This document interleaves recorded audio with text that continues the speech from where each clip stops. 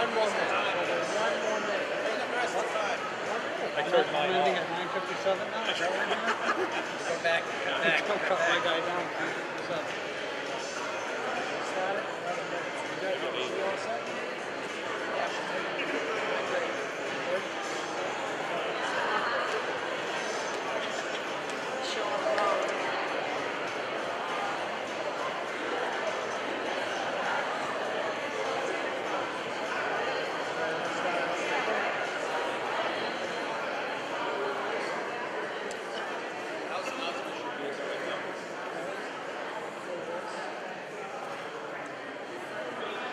Ladies and gentlemen, welcome to the Stadium Theater Performing Arts Center. Please remember to turn cell phones and pages to quiet mode. For the comfort of our patrons, the Stadium Theater is a smoke-free facility. For your convenience, your concession purchases may be taken into the theater. Please take a moment to familiarize your group with the nearest emergency exit. These exits are for emergency use only. No form of audio or video recording is allowed. For a complete listing of coming events, please visit our website at stadiumtheater.com. Ladies and gentlemen, welcome to the...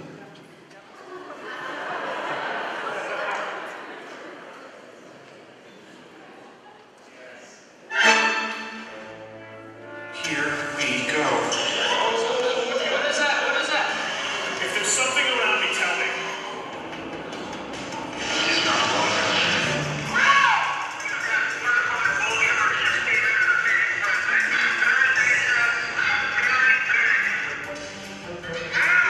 Keep telling people I'm a world-famous explorer. Swadika. Swadika. Then they've explained to you that you and I are going to arm wrestle. Have they explained that to you? To the death.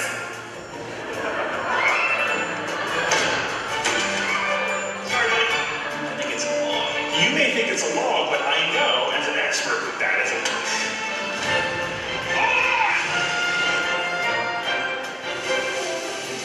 What's that? I just had something walk by on this though. Hello? I see it. I see it. Oh, stop it. Yeah, Harry Potter.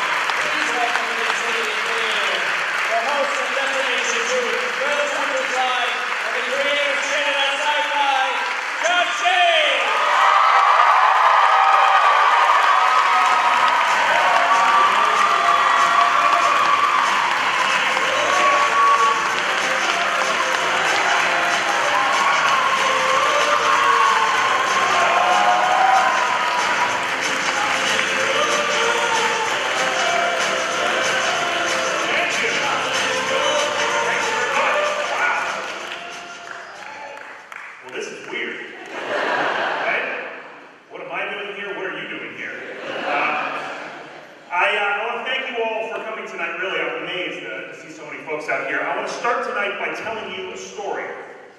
It's a very old story. I don't know how old. Nobody does.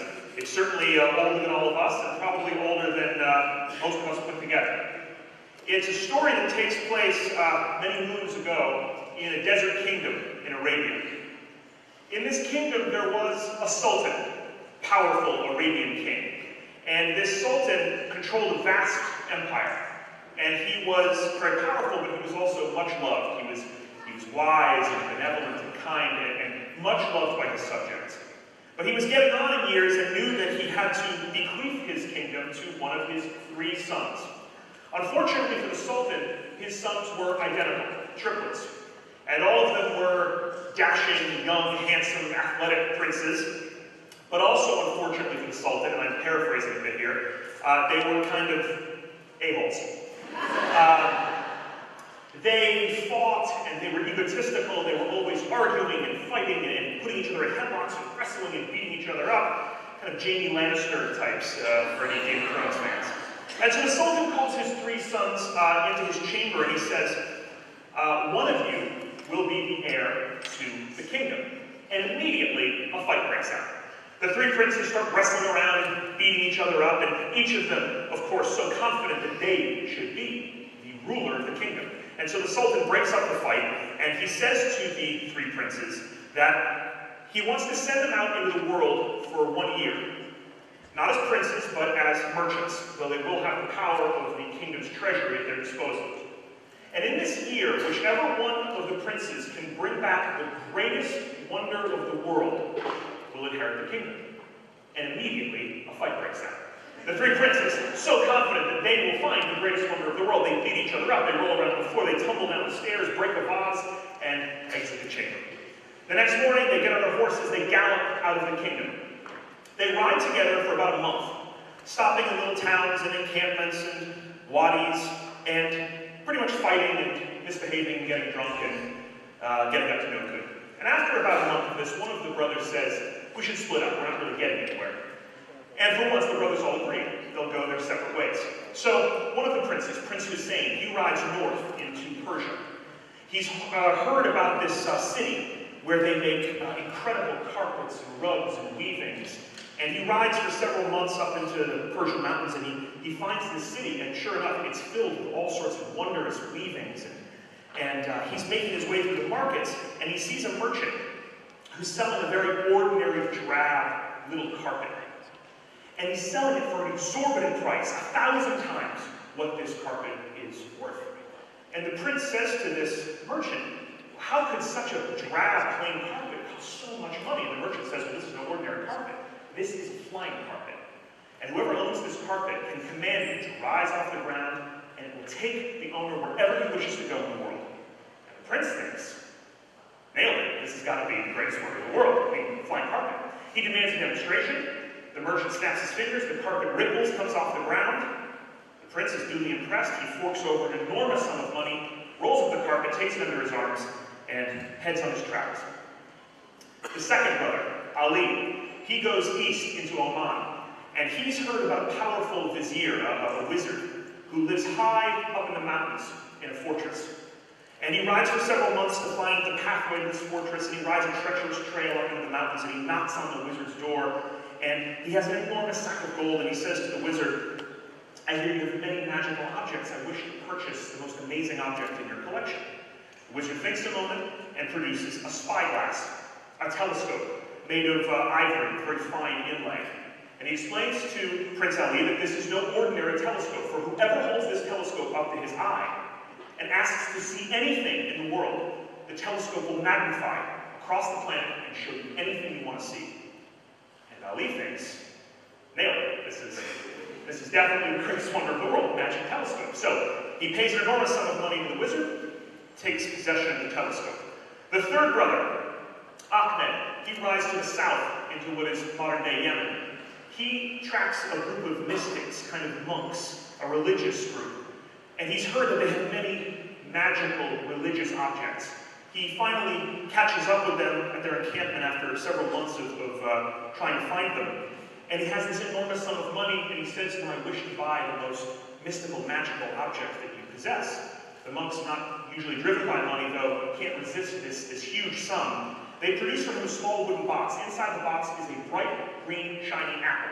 And they explain to him that anyone who bites this apple will be cured of any illness. And the prince thinks, nailed it, nailed it. This is an apple that can stave off illness or even death. This has to be the greatest wonder of the world. He purchases the apple and heads on his way. And so, about 10 months later, the brothers reconvene at the encampment, and immediately a fight breaks out. Each of them arguing that they have the greatest wonder of the world. They wrestle and punch each other and roll around. And Hussein says to Ali, well, how do we even know that this telescope of yours works? Let me see it. And Ali forks over the telescope, and Hussein picks it up, and he says, I wish to see our father. And the telescope zooms across the planet, back across the dunes, through the kingdom gates, up the steps, into the palace, and right into the sultan's chamber, where he lays in bed, dying. And this year has been very hard on him. His health has failed, and he's at death's door. And Hussein collapses to his knees. The other brothers grab the telescope and look and see the exact same thing. They're crestfallen. And Hussein says, if only there was some way that we could help him. And Ahmed says, the apple. We have the apple. But what's the use? We're a month's ride from the kingdom. And then Hussein says, the carpet. And so the three brothers snap their fingers, the carpet rises, they climb on board, they clutch the apple, and using the spyglass to guide them, they zoom across the planet in an instant, the speed of light. And they say, we wish to go home. And the carpet carries them back through the kingdom gates, through the streets, up the stairs, and into the sultan's chamber. They leap off the carpet, they run up to the sultan, they put the apple in his frail hand, and they entreat him to bite. And he frailly bites into the apple, the juice runs down his face, and immediately he is revived. His color returns, his strength returns, and the three brothers grab each other and tumble to the ground. And for the first time ever, not an argument, not in fight, but in tears of joy that they have saved their father's life. The moral of the story is that the greatest wonder of the world is not an object at all. It cannot be purchased. It is our ability to work together, to listen, to communicate, and to collaborate. The Sultan lives for many years, and when he finally does die at a ripe old age, he bequeaths the kingdom to all three princes, who rule together in harmony for many years to come. The end.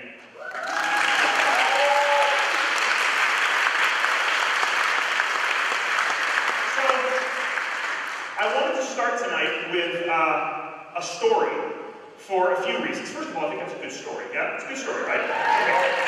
Great story. It's part of a very old oral tradition known as the 1001 Nights, or the Arabian Nights. There's certainly more than 1001 stories in the collection. There's many thousands of stories and many thousands of variations of each story. The one I told tonight is a variation of a variation of a variation. And these stories were handed down from India and Arabia and eventually collected in the 1800s. And I wanted to start with a story also because we're in theater, right? What are theaters if not temples to stories? So it seemed like an appropriate way to start. But I also wanted to start with a story because I love stories. I love telling them. I like talking a lot. I love listening to them, and I love traveling to hear new stories. And the idea of stories and myths and legends and tales is really at the heart of what I want to talk about tonight. So it seemed like a nice place to start. So let me tell you a little bit about my background, and then that will lead us, and stories will lead us, to how I got the very weird job of being an international monster hunter and professional ghostologist. That's a made-up title. So I was born in Gloucester, Massachusetts, the perfect storm town.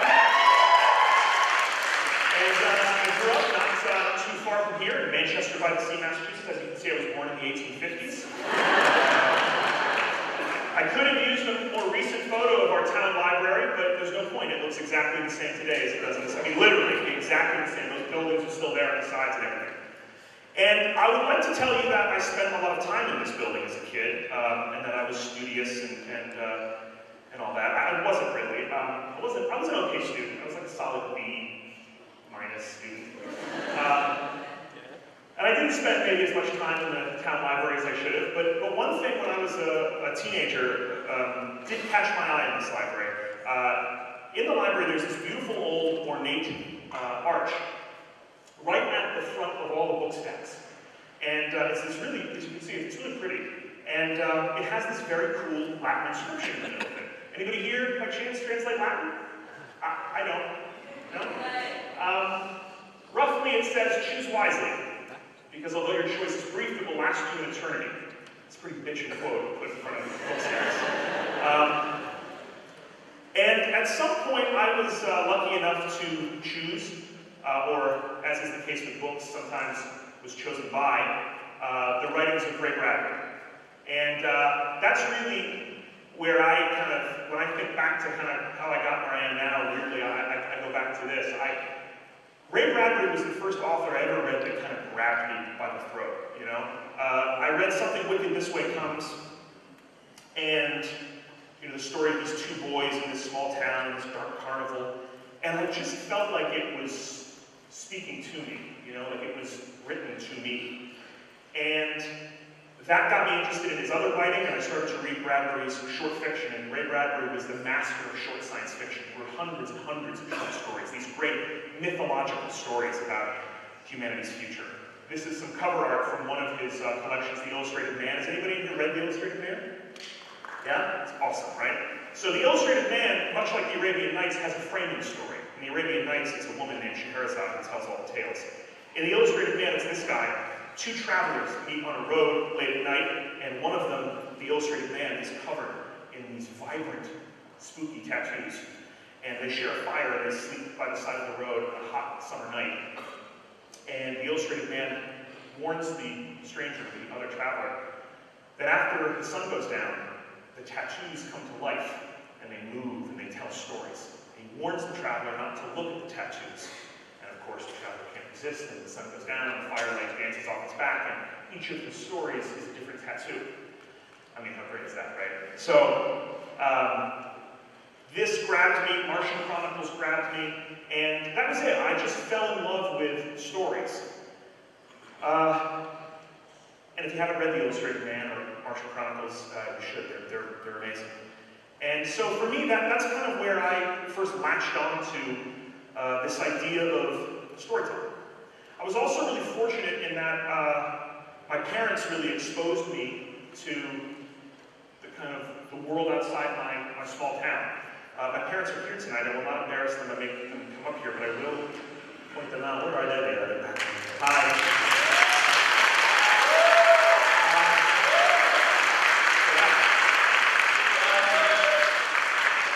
My mom is British. She grew up in the swinging 60s in England. She'll kill me for this. Well, look at that.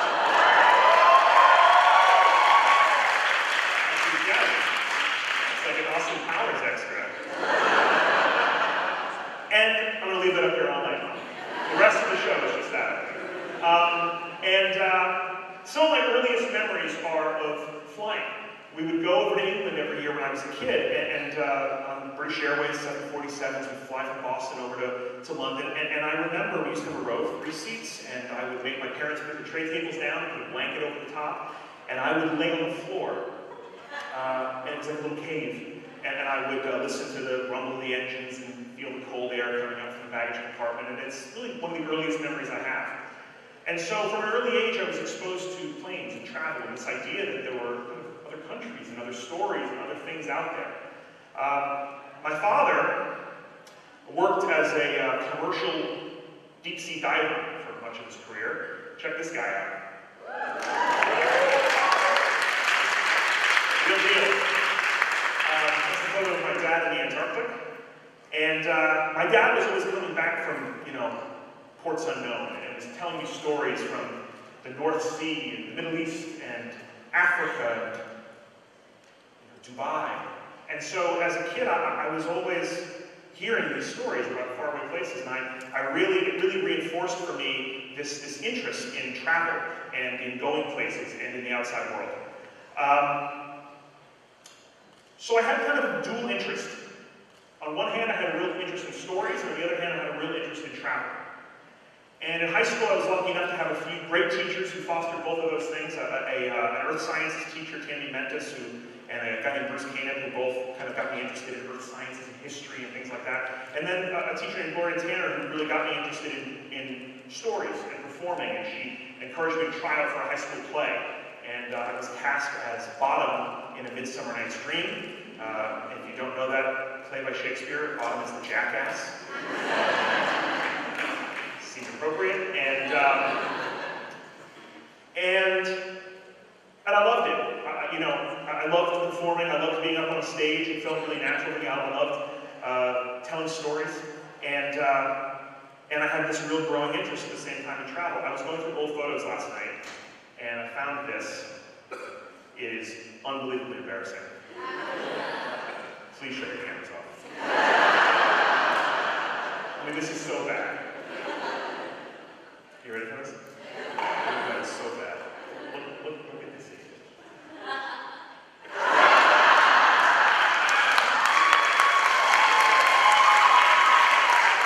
Stop this photo. No, why did you allow this? There's so much crotch. Get rid of that, by the way. I went to Tufts University, also not too far from here, and I double majored in drama and archaeology. You know, that duality made my parents very nervous. Two real high-earning fields. But there was this kind of clean duality between stories and performing, storytelling, and history, and traveling the world. Those were the two things that I really loved. And I spent my summers in college at an ancient city in Israel called Caesarea, or Caesarea, and I worked there excavating in the summers when I was in college, and I loved it. It was a Roman city on the coast of what was then ancient Palestine, and it's about 2,000 years old, and Caesarea was prominent for having this incredible artificial harbor. It was the first use ever of hydraulic concrete in the world. It was built by King Herod the Great. His engineers devised this incredible harbor, and legend has it that there were these spires with statues of Caesar Augustus' sons, and ships would sail past them into the harbor, and this lighthouse.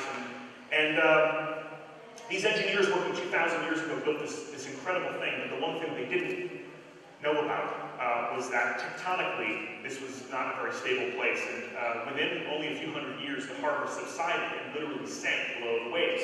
And today, you can see it just underneath the surface. The whole harbor is there, just beneath the water. And so I worked as part of a scuba archaeology team and excavated the ancient harbor at Caesarea. And I loved it.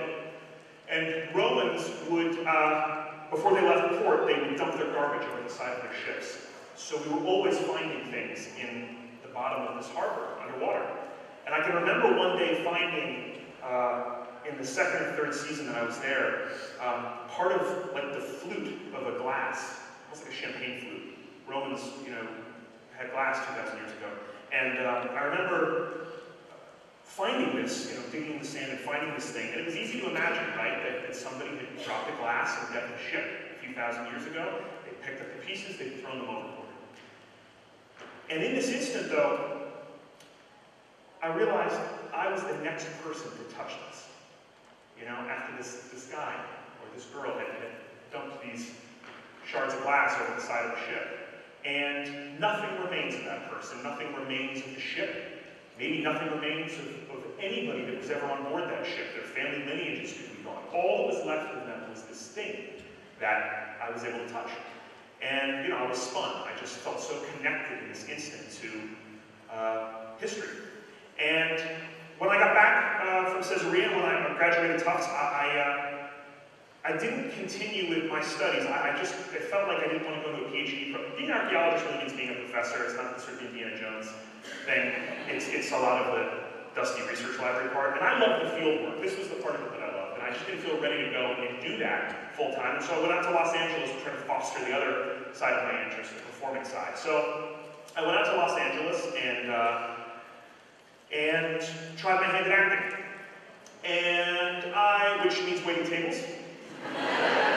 Did a lot of waiting tables, slung a lot of mashed potatoes, and did not take Los Angeles by storm. I appeared in a Stanley Tools electric drill commercial. I'm sure a lot of you are here tonight because of that. I was trying to find the drill commercial, I couldn't find it, but I did find this also embarrassing video game commercial that I appeared in. Here we go. Decaf, half-half. Man made fire.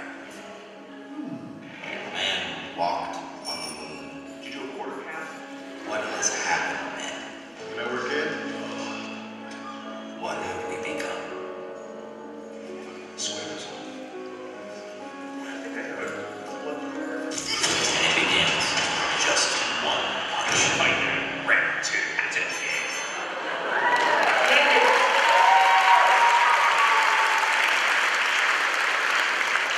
That was the high water mark.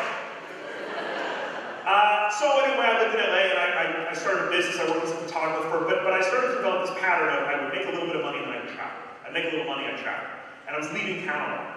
And I appeared on an ESPN reality show called Big Bar with Deal, in which I begged my way across America with no money and only with clothes on my back. That's a whole other lecture. And that was really my sort of first brush with doing TV stuff was working on Big Bar with Deal. And really though, the reason I'm here is because the last 5 years of my career in LA, what I've been doing is hosting and executive producing Destination Truth.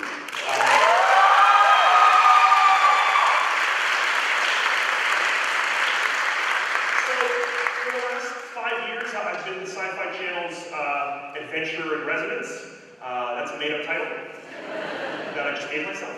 And a more appropriate title might be Monster Hunter. And for those of you who don't know the show, who just wandered in here tonight, you know, the premise is simple, right? We go to places in the world where people are having strange experiences with either cryptids or paranormal encounters of some kind, and we meet these people, we interview them, and then we set up our own investigation to see if we can corroborate what they're seeing or find an alternate explanation. It's a really weird job. And the number one question that I get asked is how the hell somebody gets the job of international monster hunter guy. In fact, someone tonight outside asked me about that when I stepped outside. And so I thought we would kind of talk first about becoming a monster hunter and tell you the story of how Destination Truth came into existence. It's a good story, I think. We have to go back in time to the genesis of Destination Truth, about 7 or 8 years. So after the Big Bar Radio thing on ESPN, Destination Truth started for me right here. More specifically, it started right there. In 2005, I think, I really felt like I was in a rut. I was out in LA, I wasn't really all that satisfied. I was making a little bit of money taking a trip and draining my account, coming back, starting all over again. And I had gotten quite overweight. And I decided I really wanted to do something to challenge myself and kind of shake it up and get in better shape. So I booked a trip to climb a mountain. I booked a trip to climb Kilimanjaro in Africa, and I gave myself a year runway to get ready for it.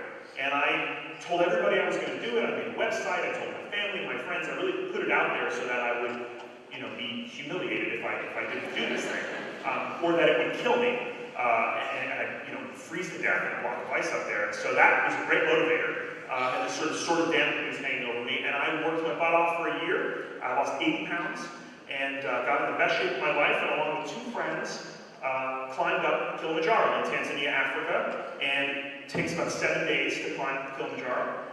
And so a few days after New Year's in 2006, we summited Kilimanjaro.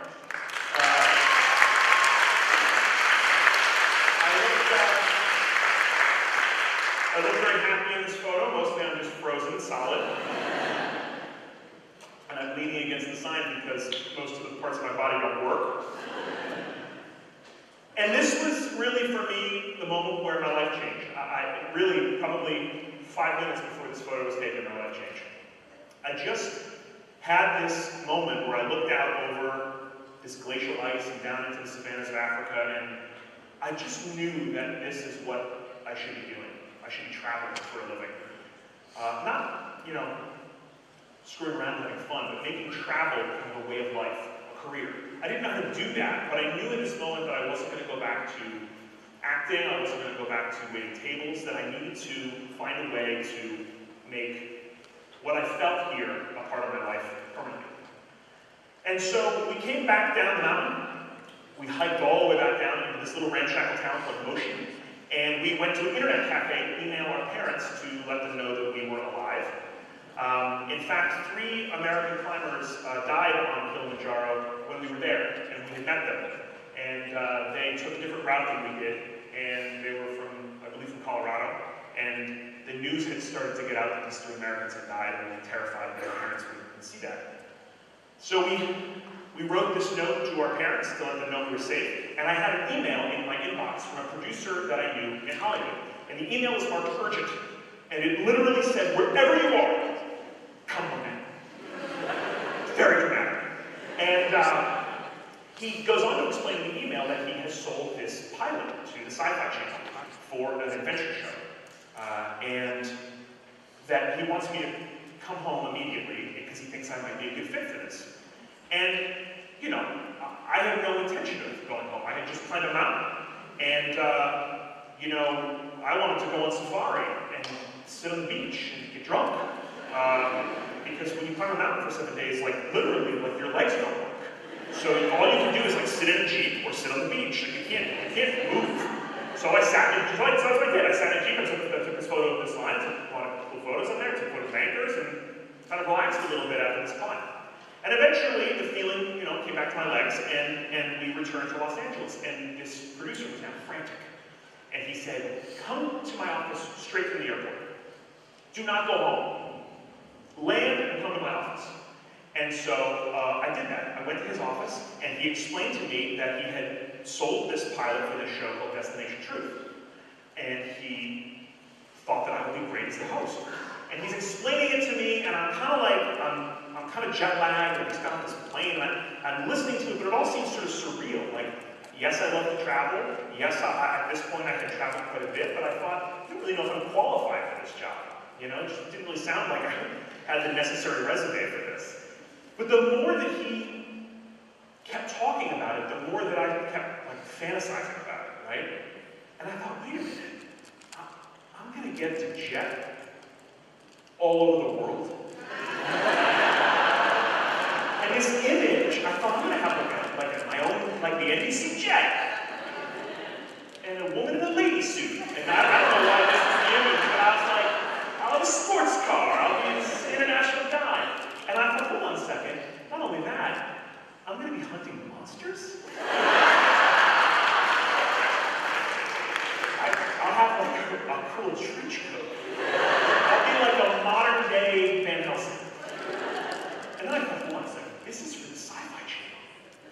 I'm going to become best friends with the women of Battlestar Galactica. We're all going to hang out. I said, I'll do it. I'll do it. So he says, this is his great plan. He says, tomorrow morning there's a meeting in the Sci-Fi Channel. He says, I want you to come just like this. And I looked. There are children here that probably heard of you. I looked bad. I had like, I mean, I literally had mud on my shirt, stank. I had a huge beard, like a neck beard, like that Civil War beard, you know? And he said, go home and sleep in your boots. Do not change your clothes, do not shower. Come tomorrow to this meeting looking just like this. So I did. I went home, collapsed in my boots, got up the next day, and went to the NBC Universal building, this extremely unfriendly looking building in Hollywood. And I walked in the lobby, and I knew immediately that I had made like a terrible mistake. Everybody was just sort of, you know, looking at me like, oh, a homeless man is one. NBC. And they're looking at me, and I'm like showing my ID, and everyone's kind of like, is he gonna pee on the rug? Is he gonna... And so I get in this elevator, I go upstairs, and I come out of this gleaming white lobby of Sci-Fi. And what I didn't know is that I wasn't the only guy in contention for this. And they had cast 3 other guys. And they were all there in this lobby. And they were all showered and clean. They had suits, they they all put suits on. And I'm like old man, River coming in, and they look kind of like, holy gee, who's this guy? And I'm sitting there and I'm like, oh man, this is so bad. And everyone's just looking at me like I'm a hobo. And one by one, they call these guys down the hall to some interview. And I'm last, and they call me down the hall last, and they bring me in this room, and there's like way more people in this room than I thought there were going to be. Like 15 people in this little office. And they all collectively kind of lean about 3 inches back, right? They're like, oh, hi, And I feel like I have to say something. So I said, hi, everybody. I said, listen, before we get started, I just want to apologize for my appearance. I just got off a plane from Tanzania. And I said that, and they gave me a TV show.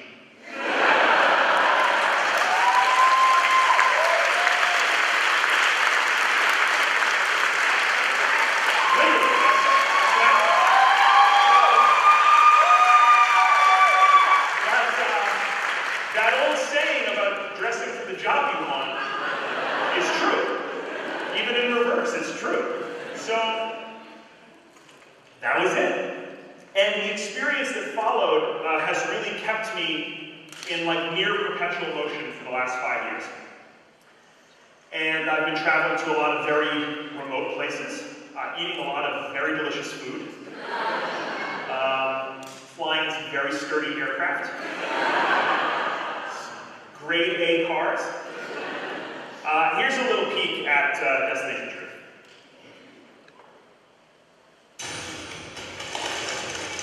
For 5 years, my team and I have traveled to the most iconic locations in the world, and to the absolute ends of the earth. And after nearly 100 countries, we are still on a continuous quest for answers to the world's most enduring mysteries. Like, remind me again why we're out in the middle of China, freezing cold in the rain. Somebody's better at almost finding monsters than us. The journey calls for a global fleet of the finest vehicles available. I need some train tickets. I do not speak Romanian. Hold the train! Yeah, what does this do? And this is what I call a car! Normal car. Definitely not car. Step so close to the car, I can actually see the road. That's the destination to your vehicle, Misha. Everybody keep pushing! Yeah! Alright, how am I doing? On a scale of 1 to scary, how about my pants? For years I've been saying it. Take an old crappy truck and tiki hut and put them together. Where do you find these things? Got money bag. Seeking the truth behind any vehicle of it.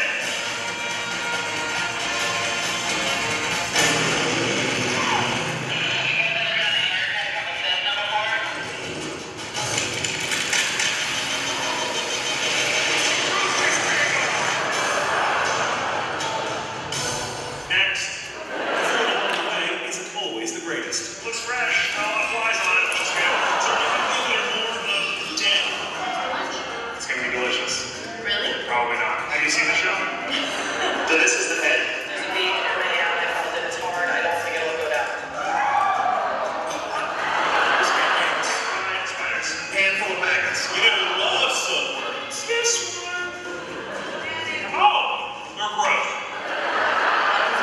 Little bit like drinking milkshake. Milkshake is boiling hot and baby blood. No, it's okay. Half full's good. We're immediately gonna get our hands. So.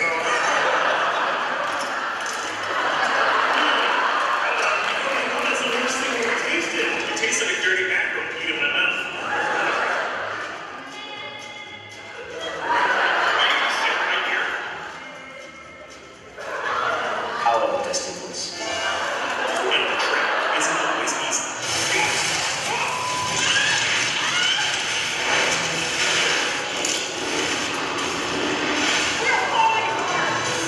But it is one hell of an adventure. We embed ourselves in rich cultures and bear witness to age-old legends.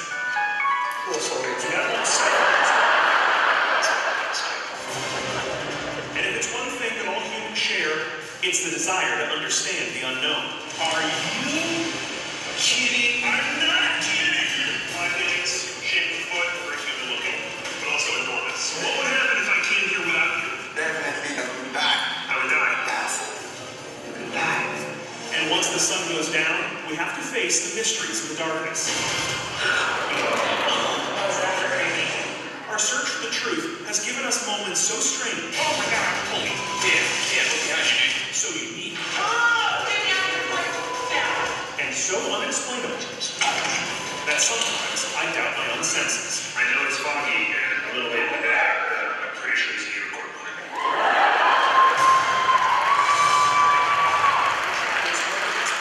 The sights both beautiful and terrifying. And along the battered roads, we meet countless strangers who quickly become friends. And since truth is our destination, I've learned that we'll never quite know where the journey will take us next.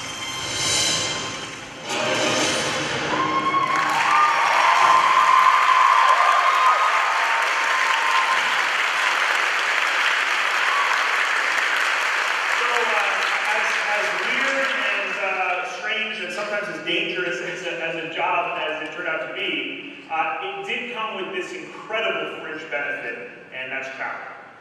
This is my passport from the beginning of Destination Truth through today. It's actually 2 passports that have been expanded a number of times, and there's a lot of stamps.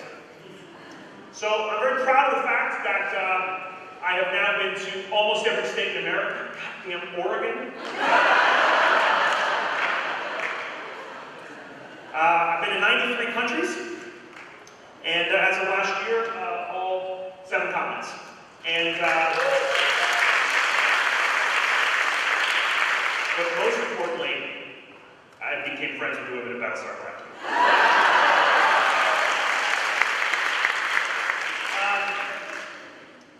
So I want to talk a little bit about the 2 things that we do on Destination Truth. I'm not listing all those stats to brag. It's a lot of miles, and we've looked for a lot of strange things, and I feel like I should have something to say for myself after all that traveling. We'll start with the ghosts, and then we'll go into the monsters. So let's start with ghosts. I'll make a full confession at the start of this. Despite being a professional ghostologist, TV ghostologist, despite looking for ghosts, for a living, I'm still squarely on the fence when it comes to the world of the paranormal. How many of you here, show of hands, believe in ghosts? Bunch of weirdos. How many skeptics? Skeptics, your cars are being keyed right now. Okay, so scales are pretty well tilted there. I have seen things I can't explain. I've seen things that scared the hell out of me. I've seen things that look like ghosts. But I think we've got a lot of work to do to prove that ghosts exist. Let's just for a minute talk about some of the assumptions that we make when looking for ghosts. Assumption number 1, there are ghosts. We assume that we're looking for something that exists, ostensibly some sort of entity or presence that is able to manifest itself in the physical world. We make an assumption that ghosts come out at night. People always ask me why we look for ghosts at night. The answer is that statistically more ghost sightings happen at night. Also, it makes for better TV. Nobody wants to watch me hunt for ghosts at 2 in the afternoon while some lady eats ice cream behind me. But as to whether or not ghosts do come out at night, that's certainly up for debate. We use very experimental equipment when we look for evidence of the paranormal. We use thermal imagers because there's this school of thought that ghosts must emit or displace heat. We use audio recorders to conduct EVP sessions to look for electronic voice phenomena. This is a technique that was first proposed by Thomas Edison, using using audio equipment to look for evidence of the paranormal. And in the 100 years or so since he proposed it, it's been used a lot, and the results are really compelling. If you've ever listened to EVPs, they're scary, but certainly they are wide open to interpretation.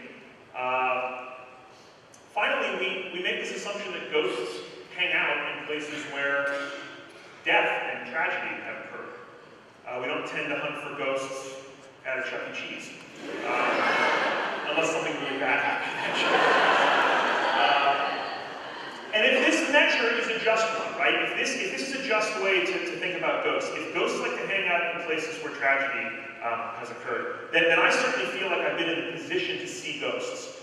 I spent the night atop the desert fortress of Masada in Israel, where 1,000 Jewish zealots committed suicide.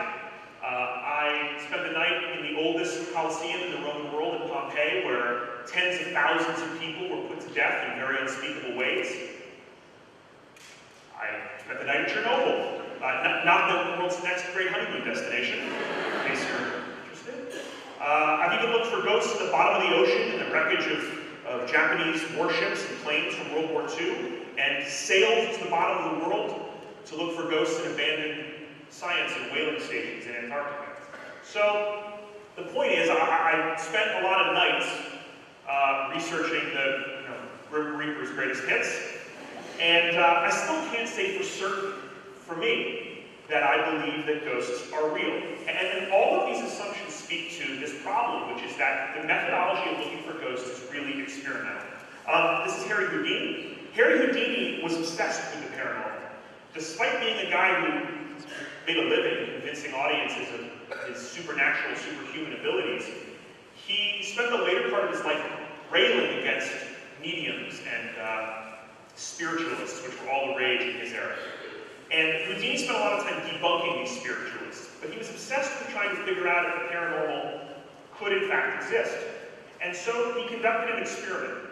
He made a deal with his wife, Bess, that once he died, for 10 years after his death, on the anniversary of his death or his birthday, one of the two, that he would attempt to reach her at a seance. And they established a code known only between the two of them. And Bess worked with famed mediums and spiritualists, and every year they held this seance. This is a photo from the last Houdini seance. It occurred on October 31st, 1936, on the roof of the Knickerbocker Hotel in Hollywood. That's Bess Houdini. And after 10 years of trying, the code remained unspoken. And Bess Houdini said at this seance, "My last hope is gone. I now reverently turn out the light. It's finished. Good night, Harry." And we can't really call Houdini's method scientific, but it certainly gets points for creativity. To attempt to prove, at least to his wife, even in death, that the afterlife is or is not real. But when it comes to ghosts, proof is really hard to come by. Here's a hypothetical example. Let's say in the course of an investigation on Destination Truth, the ghost of Christmas Future comes out from a brick wall, waving his bony finger, and he's got a scythe and lightning bolts are coming out of his eyes. And I see this. It doesn't constitute proof of anything. Nada. Not unless he can be coaxed to appear again and again.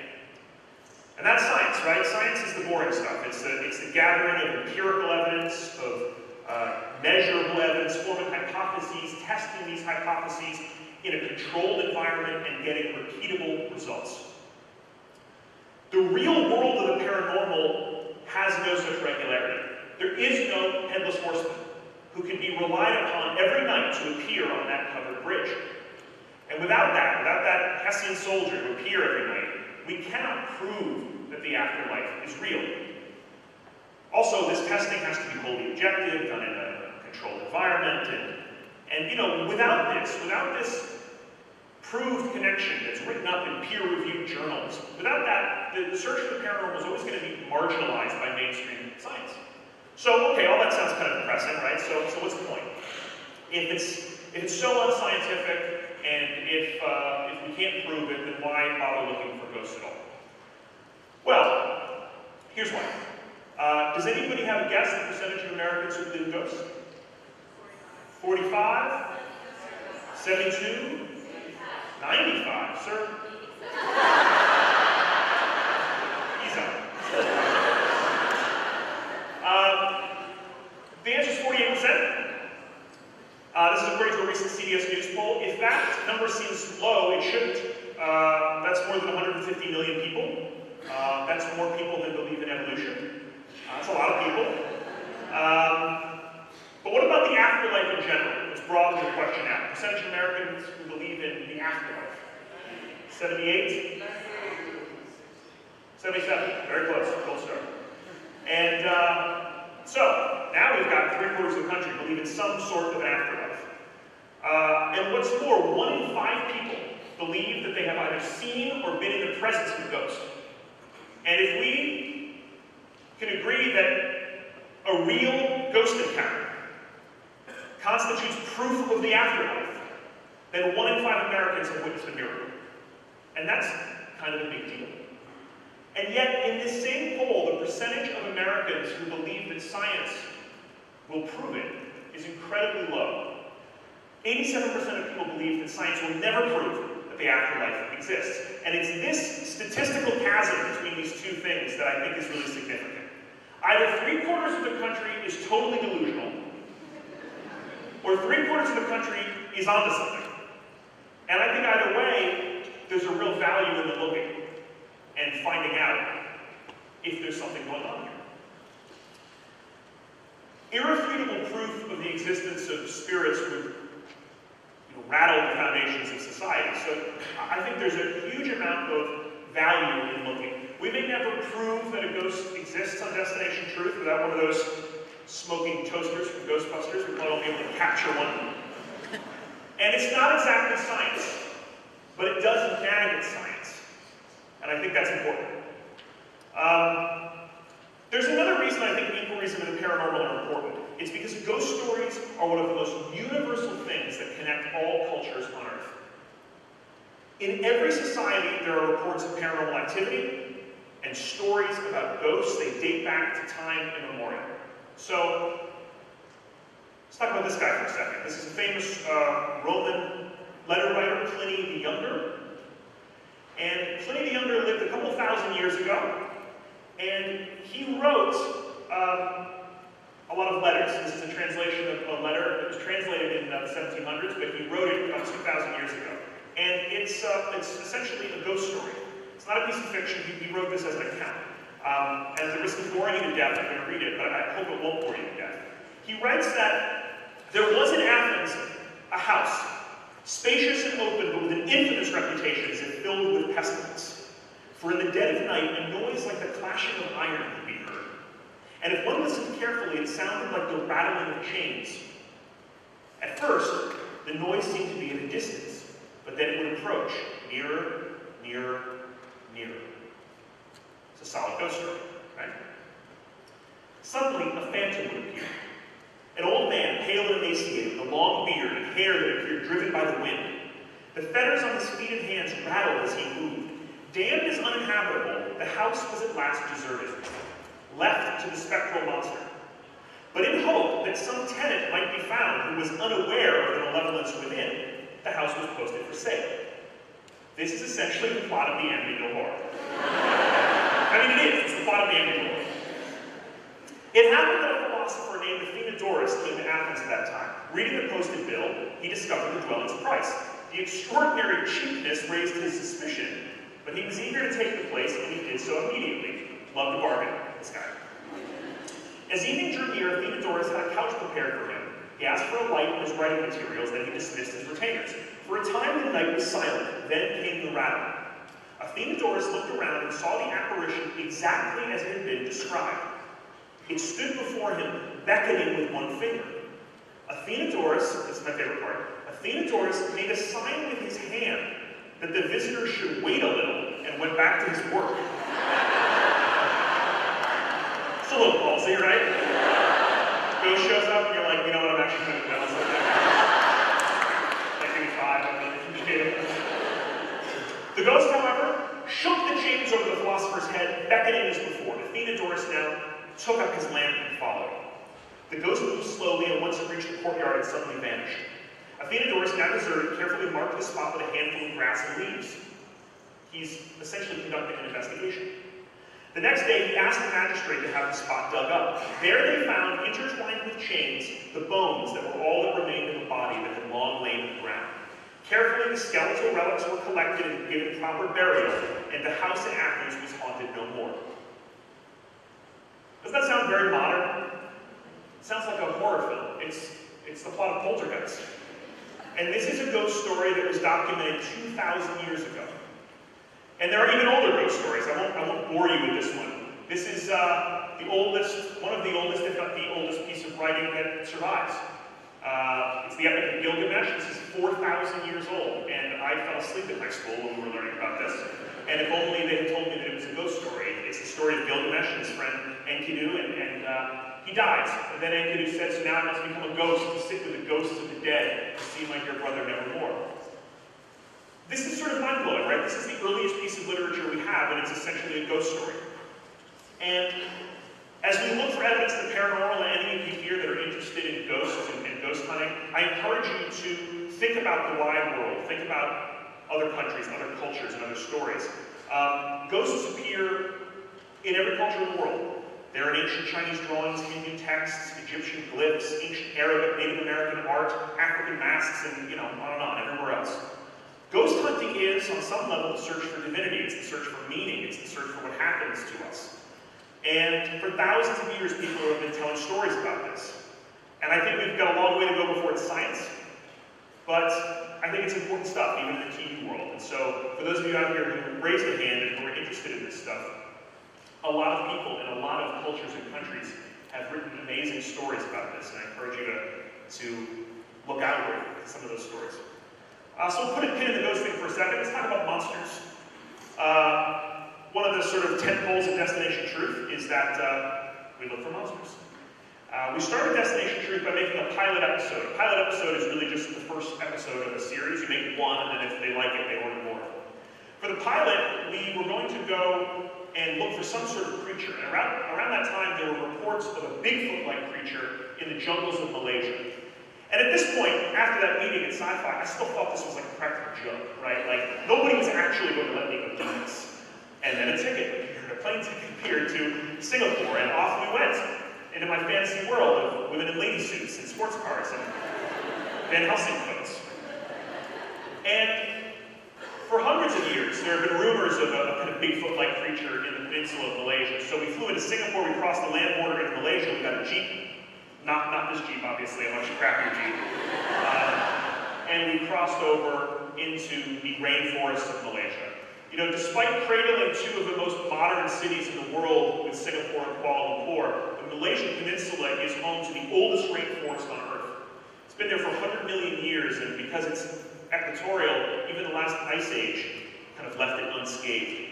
This is one of the densest biodiversity hotspots on the planet. It is estimated that 14,000 species of plants, 200 mammals, and 240 types of trees exist here. To the south, there are 5 huge sprawling national parks, including Endorompen and Kutatinggi, which is where a lot of these reports have come from. And so we went to investigate. We interviewed every eyewitness I could find, every expert to talk about the Malaysian Bigfoot. The problem was the reports of it were sort of all over the map. Some people had it in 7 feet, some people said it was 12 feet. It had these enormous footprints that it left. 17-inch footprints, people reported. And we talked to just about everybody we could think of, and then we set off, collating, where they had seen this thing to do our own investigation. And really, that's when my fantasy about being an international monster hunter came crashing to a halt. We parked our crappy Jeep and traded it in for crappy boats, and I will never forget walking away from our Jeep and looking back and the Jeep being covered with monkeys that were just crapping all over it. These were our boats, very sturdy little boats, and we headed off into the jungle. And I quickly learned that the jungles of Malaysia are no joke. This is a snake that came out of a tree right above my head. Let's talk about land leeches. I'm leaving that up for an hour. Land leeches, I didn't even know these existed. They're like these horrible things, and they walk like slinkies. And they're heat-seeking. So you're just standing in the jungle in Malaysia, and this thing's like psychic. I don't know how it just senses you. And it walks, and it goes up your boots and under your pant legs, and it secretes a little numbing agent so you don't feel it. And then suddenly, just like blood, you're like that waiter in Temple of Doom, like you're just like, what happened? And then you have this on you. And the spiders. This is about the size of a dinner plate. That's a bird spider. We hiked for a day or so to this little research camp with these little basic huts, no running water, electricity. They were just little 8-foot by 8-foot huts with a little sleeping platform. And this is a photo I took on the wall of my hut. And underneath the sleeping platform, if you kind of look under, there's like 3 more of these guys. Like clung underneath. This is my camera operator, Mark Carter. This is the sleeping position. You want to tuck those in to avoid the spider bites. And then the net over the head. And then I just spooned him. I just tucked right in the net. I'm not ashamed of that. Just kind of spooned each other and cried all night.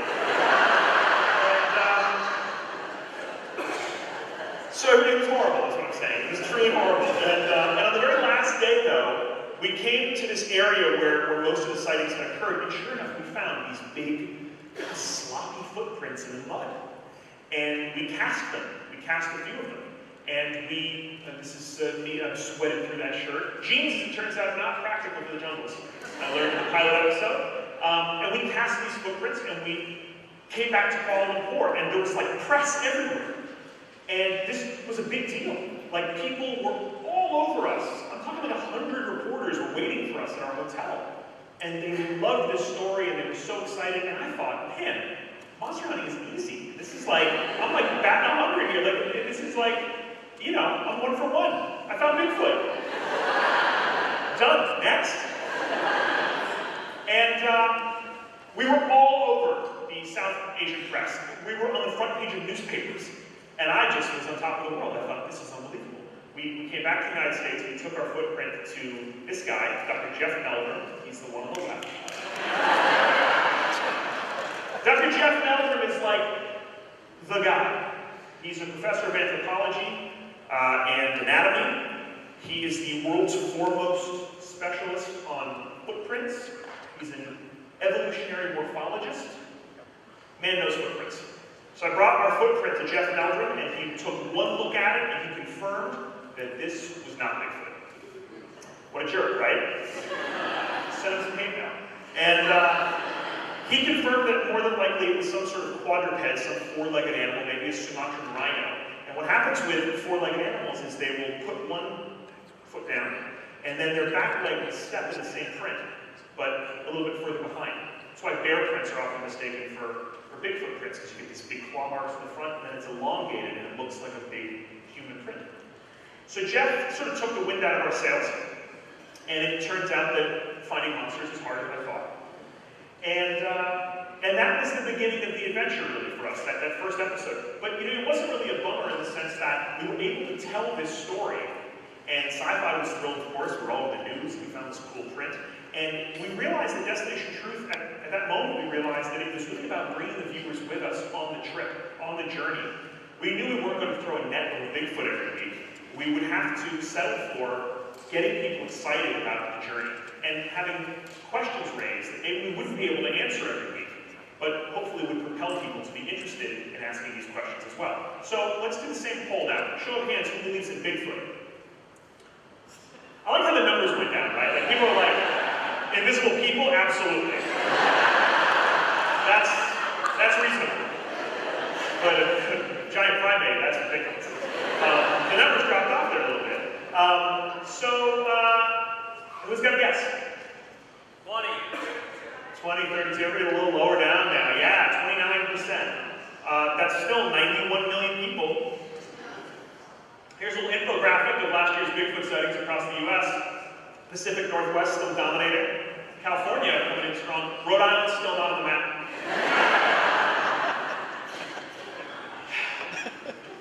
The amazing thing is there's many more of these sightings all over the world. Bigfoot is not an American phenomenon, it's not a Western phenomenon. Many cultures around the world have Bigfoot stories. And a lot of them are strikingly similar.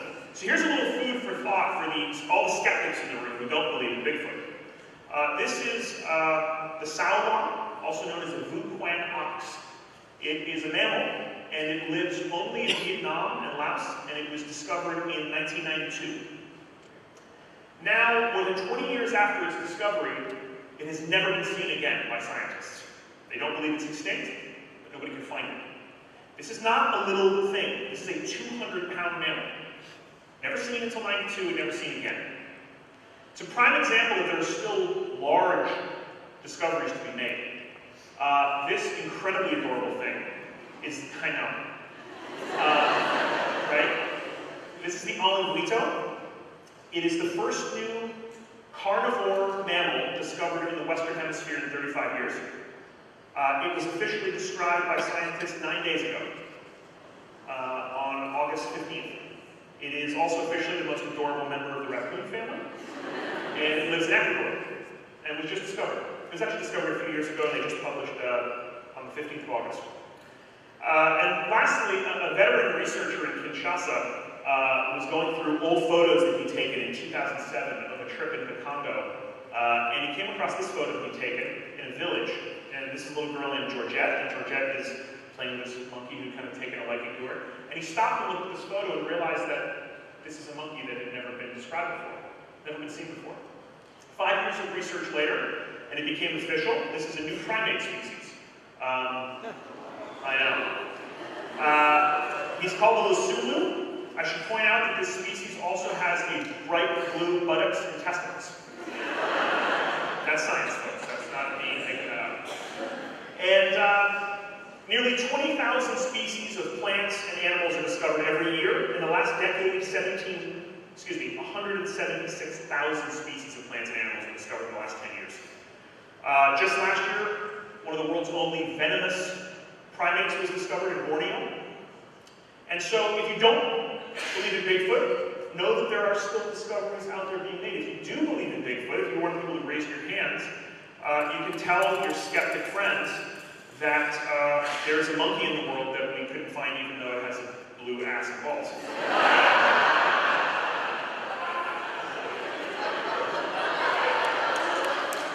Couldn't find it. Couldn't find it. People often ask me which of these mystery primate creatures I think has a chance of existing. I would probably put my money on this guy. Sweet mullet notwithstanding.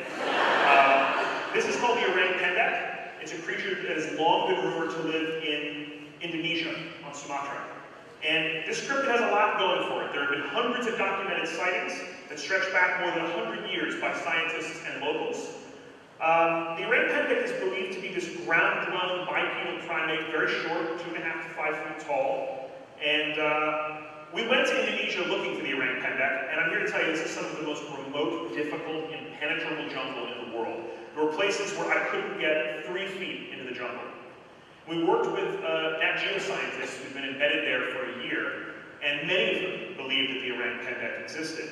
And there are a lot of credible other scientists working there as well. We worked with a woman named Debbie Martin, who's a very well-known conservationist. And she's been working in these jungles for 15 years.